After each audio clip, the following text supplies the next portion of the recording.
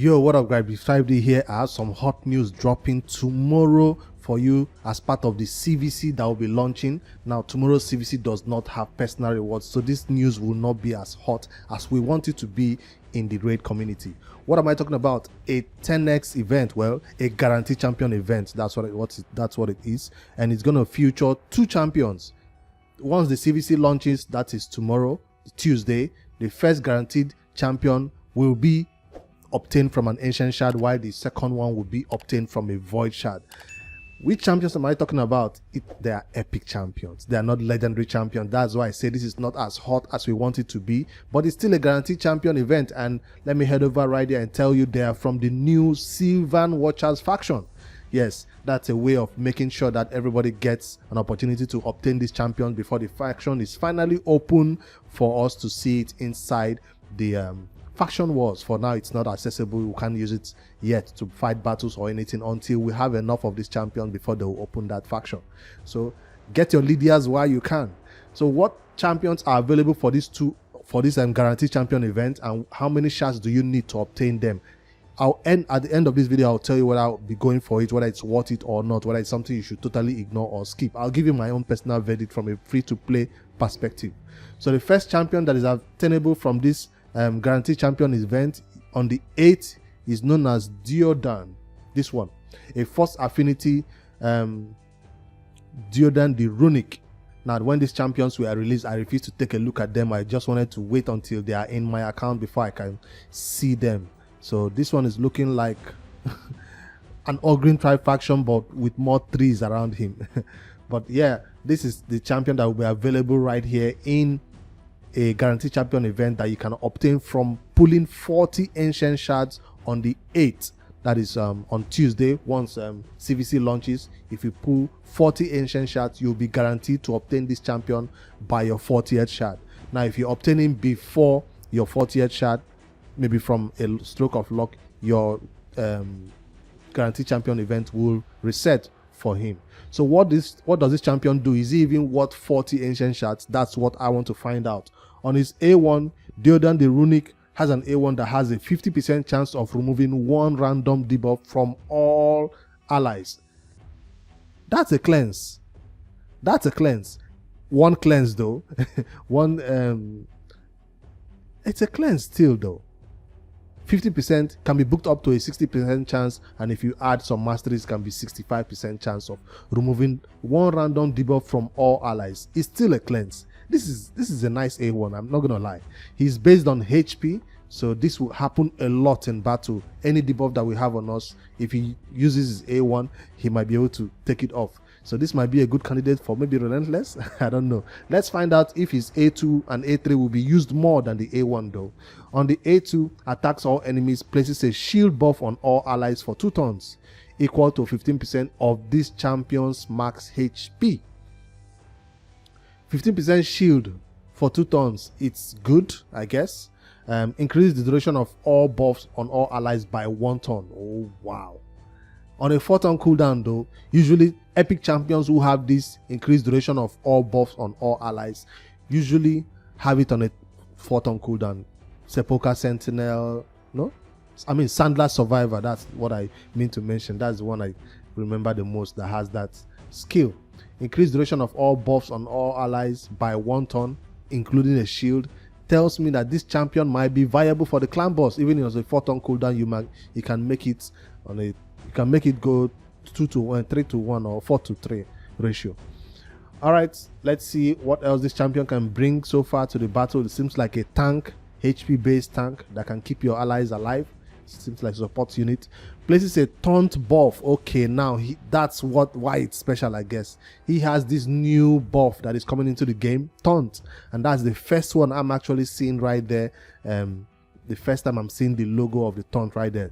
So he has this taunt buff on this champion for 1 turn. Also places 25% strengthen buff and counter attack on this champion for 2 turns. That means as the enemies are hitting him when they are taunt, he'll be able to withstand their hits and survive longer. On a 3-turn cooldown, it's awesome. It's not as good as Provoke. We've already said so as a community. Provoke is still better because when enemies are taunt, or taunted, they can still use their big A2, A3 skills on that ally, or they can still use their AoE skills. So it doesn't mean that they are not gonna, hit hard or use only their basic skill. No, they are still gonna use all their big hits. So taunt is not as good as provoke. Therefore, this skill is not as great as it looks on paper. Now, but on wave content, I guess it could help. Aura, all defense, 20% in all battles. That's a good one, I guess. But for an epic, you're expecting to be about 25% defense in all battles. All right, that's the Sylvian Watchers, a nice one. Deodan, the runic.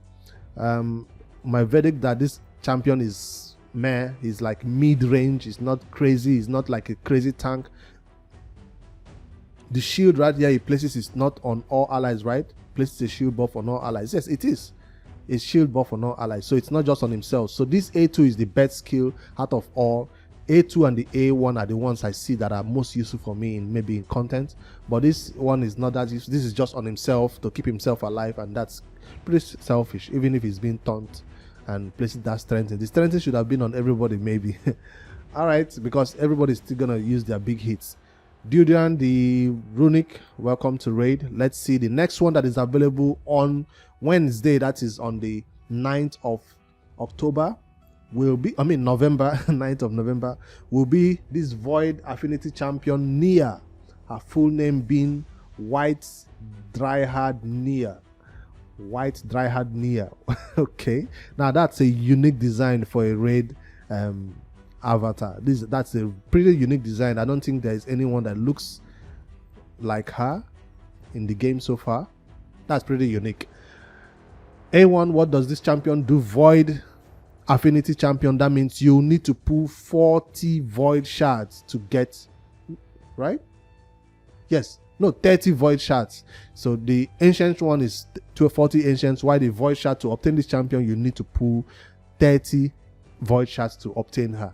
Like I said, at the end, I'll tell you whether I'm pulling my shards or not for these two champions. On our A1, what does she do? AoE on the A1, would love to see it. AoE on the A1 that places decreased speed, would love to see it.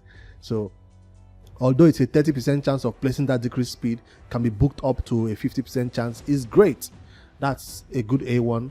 She's based on defense, and you say, okay, this seems like a champion that is meant to have a stun set once you see that AoE on the A1.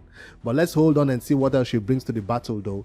It removes all debuffs from a target ally, just one, then heals them by 40% of their max HP, not hers. Too bad. If the target of this skill is not this champion, decreases the cooldown of all of the target skill by 2 turns. But that's just one target skill cooldown decrease. On a 3-turn cooldown, it's great. So it's just targeted on one ally, cleanse that ally of all debuffs, and then decrease the cooldown of their skill. Immediately you can't use this champion for the clan boss. That's what I think, because decreasing the cooldown of champion skill like that means they get to use their skills anyhow they want. So she's awesome for that cleanse, one champion cleanse, total cleanse, and then skill cooldown decrease.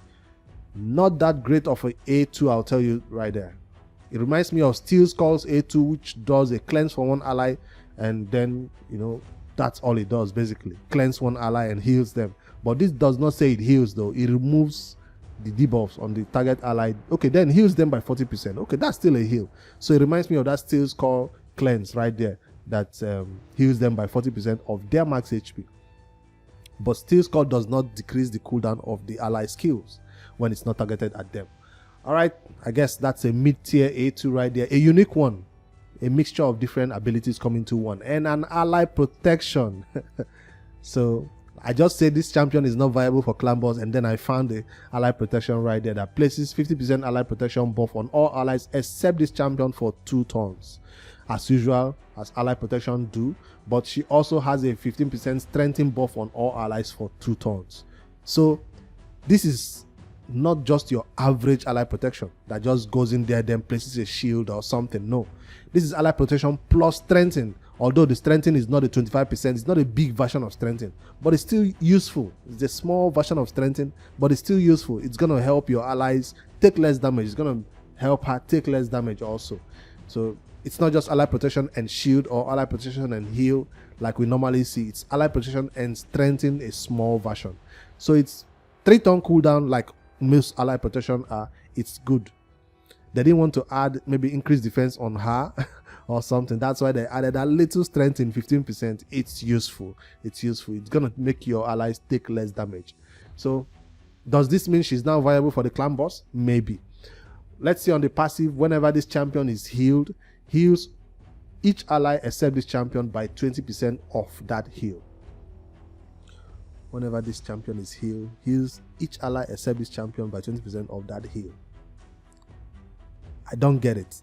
So if Apothecary heals this champion, let's say by 40k, she's gonna give 20% heal to other allies. That's a weird passive. A very low amount of healing. So it's like she gets healed, she takes a little bit of that heal and gives to others. It makes no sense. That heal, that passive makes no sense. Whenever this champion is healed, heals all allies except this champion by 20% of that heal. It makes no sense. For a passive, this is pretty trash. Maybe 50% of that heal, maybe that, then we're talking. Because she brings no heal, right? She brings no heal. So the heal has to come from external source. It has to come from another source for her to now pass it on to other allies. 20%. It's still poor. So that means you still need a healer in your team, even if she brings ally protection.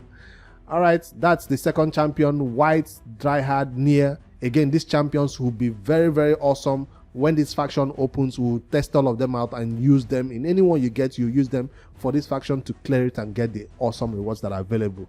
But for now, for general content in raid, whether it's clan boss, whether it's dungeon content, Hydra, I don't see these two champions I mentioned right now being the MVPs or game changing anywhere right now. Ally protection is quite awesome for the clan boss, I'll give you that. But besides that, I don't see them being game changers. So that's my verdict. So will I be going for this guaranteed champion event for this CVC that does not have personal rewards tomorrow and Wednesday? My verdict is no. I'll be skipping totally on these two champions. Why? Because I will eventually get them on a normal day. Next weekend is 2x void, so save your void shard. This is not the time to pull 30 void shards for an epic champion. You will most likely get her next weekend when you pull your void shards. So that's what I will say to you guys. Save your void shards for 2x on void next weekend or this weekend that is coming up, because we're already in the week. And then as for this dude, you get him naturally. He doesn't have any game changing skills or abilities that I see right here, besides this new taunts that everybody's talking about. Like I say, provoke, sleep, stun are better debuffs to bring to battle than this, I guess. Well, not sleep, I mean fear. All right, guys, let me know what you think about this one. If you're going to be going for these two epic champions that are part of this guaranteed champion event. No CVC, I mean no personal rewards for tomorrow's CVC, so that's not a motivation for most people to even pull their shards. Plus the 2x void that is coming, that's another motivation to save your shards. I do have enough void shards to go for them. I do have enough ancient shards to go for them, but I'll see you next weekend when I pull all these void shards for this 2x. For now, we're going to be ignoring this event. That's my verdict. Let me know what you think about this video, these champions, in the comment below. Hit that like for me in this video, and I'll see you guys in the next one. Don't forget to subscribe. Later.